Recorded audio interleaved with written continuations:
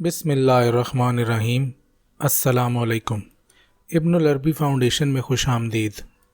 آج کی ہماری پوسٹ شیخ اکبر محیی الدین محمد ابن العربی کی کتاب کشف المعنی عن سر اسماء اللہ الحسنی کے مقدمے کے حوالے سے ہے۔ بنیادی طور پر ہماری پوسٹ شیخ اکبر کی ایک بہت بڑی اصطلاح کے حوالے سے ہے، اور یہ ہے اسمائے الہیہ۔ یہ شیخ اکبر کی ان چند بڑی اصطلاحات میں سے ہیں کہ جب تک آپ یہ نہیں سمجھتے شیخ اکبر کا جو کلی نقطہ نظر ہے وہ سمجھنا بہت دشوار ہوتا ہے۔ اس پوسٹ میں زیادہ تر مواد شیخ اکبر کی کتاب فتوحات مکیہ سے لیا گیا ہے۔ اسم کے بارے میں شیخ اکبر فرماتے ہیں، اسم عربی زبان میں نام کو کہتے ہیں، وہ لفظ جو کسی شخص، شے، کیفیت، وصف یا کام وغیرہ کا نام ہو۔ یہ اسم قرآن مجید میں بھی موجود ہے، جیسے اسم اللہ، بے اسم ربک یا اسم رب ہی۔ اسی طرح قرآن مجید میں اس کی جمع اسما بھی آئی ہے۔ اللہ تعالیٰ فرماتا ہے وَلِلَّهِ الْأَسْمَاءُ الْحُسْنَى فَادْعُوهُ بِهَا۔ جب شیخ اکبر سے پوچھا گیا کہ اسم کا مطلب کیا ہے تو آپ نے فرمایا، اسم سے مراد وہ معاملہ ہے جو کسی اثر سے جنم لے، یا پھر ایسا معاملہ جس سے اثر جنم لے، یا اس سے وہ کچھ جنم لے جس سے اثر ہو، اور اس میں وہ بھی ہے جو اثر سے پیدا ہو۔ اس تعریف کو سمجھنے کے لیے آپ کو یہ سمجھنا ضروری ہے کہ شیخ اکبر کے نزدیک اسماء نسبتیں ہیں، اور نسبتیں معدوم ہیں، یعنی ان کا کوئی ظاہری وجود نہیں، اور یہی معدوم نسبتیں آثار کو جنم دیتی ہیں، یعنی جو آثار بھی اثرات ظاہر ہوتے ہیں وہ انہی معدوم نسبتوں سے ہوتے ہیں۔ اپنی کتاب فصوص الحکم کے پہلے فص عدمیہ میں شیخ اکبر فرماتے ہیں، جان لے کہ امور کلیہ اگرچہ ان کی عین میں ان کا وجود نہیں، لیکن ذہن میں یہ بلا شک و شبہ معلوم اور معقول ہیں۔ شیخ اکبر کے نزدیک امور کلیہ سے مراد وہ نسبتیں ہیں جو دو اشیاء کے درمیان قائم ہوتی ہیں۔ شیخ فرماتے ہیں، ہر عینی وجود کا بھروسہ انہی کلی امور پر ہے کہ جن کا عقل سے اٹھایا جانا ممکن نہیں۔ مزید فرماتے ہیں، یہ امور کلیہ اگرچہ معقول ہیں لیکن اپنی عین میں معدوم اور اپنے حکم سے موجود ہیں، اور یہ امور کلیہ عدمی نسبتیں ہی ہیں۔ لہٰذا شیخ اکبر کے نزدیک اسماء عدمی نسبتیں یا وہ امور کلیہ ہیں جن سے اثر جنم لیتا ہے۔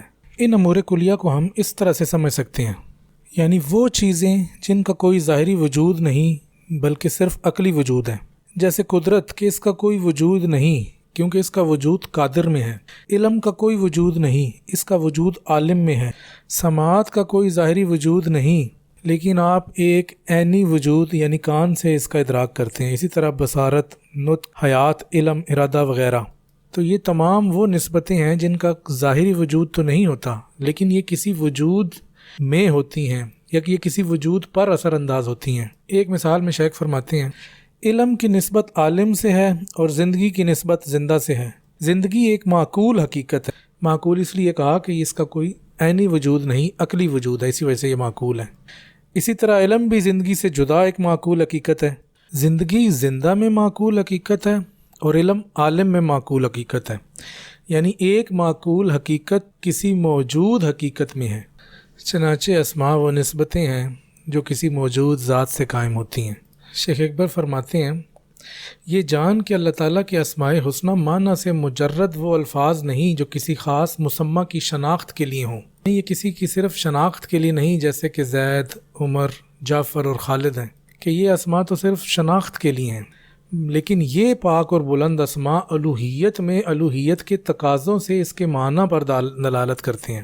شیخ یہ فرمانا چاہ رہے ہیں کہ اللہ تعالیٰ کے وہ اسماء جن کو ہم اسماء حسنی کہتے ہیں وہ صرف شناخت کے لیے نہیں ہیں بلکہ ان کے معنی ہیں، اور ان کے معنی الوہیت پر دلالت بھی کرتے ہیں، یعنی اس کے الہ ہونے پر دلالت کرتے ہیں۔ یہ اسماء جب لکھے جاتے ہیں یا بولے جاتے ہیں تو سننے والا اور پڑھنے والا ان کے مربوط معنی تک پہنچتا ہے، اور اس نے خود متکلم ہونے کی حیثیت سے یہ اسماء ہمیں اپنی کتابوں اور اپنے رسولوں کی زبانی بتائے ہیں۔ کیا تو نے غور نہیں کیا کہ رسول اللہ صلی اللہ علیہ وسلم نے اپنی دعا میں فرمایا، اے اللہ میں تجھ سے تیرے ہر اس اسم کے ذریعے سے سوال کرتا ہوں جس سے تو نے خود کو موسوم کیا، یا جو تو نے اپنی مخلوق میں سے کسی کو بتایا، یا جو تو نے اپنے غیب کے علم میں چھپایا۔ لہٰذا اسماء کثیر تعداد میں ہیں، ان میں سے وہ کچھ تو ایسے ہیں جو اس نے ہمیں بتائے، اور کچھ ایسے ہیں جو اس نے ہمیں نہ بتائے اور اپنے غیب میں چھپائے۔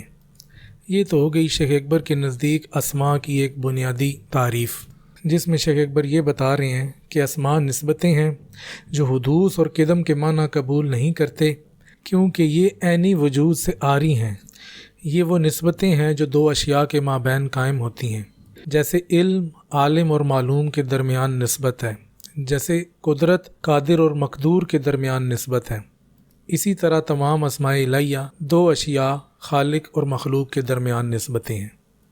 امید کرتا ہوں کہ آج کی پوسٹ میں آپ کو ایک بات سمجھنے کا موقع ملا ہوگا، وہ یہ کہ شیخ اکبر کے نزدیک اسماء آیان وجودی نہیں رکھتے یا وجود نہیں رکھتے، بلکہ یہ عدمی معلومات امور کلیہ اور وہ نسبتیں ہیں جو دو موجود اشیاء کے مابین قائم ہوتی ہیں۔ انشاءاللہ اگلی کچھ پوسٹ میں ہم اسماء اور ذات الہیہ، اسماء اور ذات بات کا تعلق بیان کرنے کی کوشش کریں گے کہ شیخ اکبر کے نزدیک اسمائے الہیہ اور ذات الہیہ کا کیا تعلق ہے۔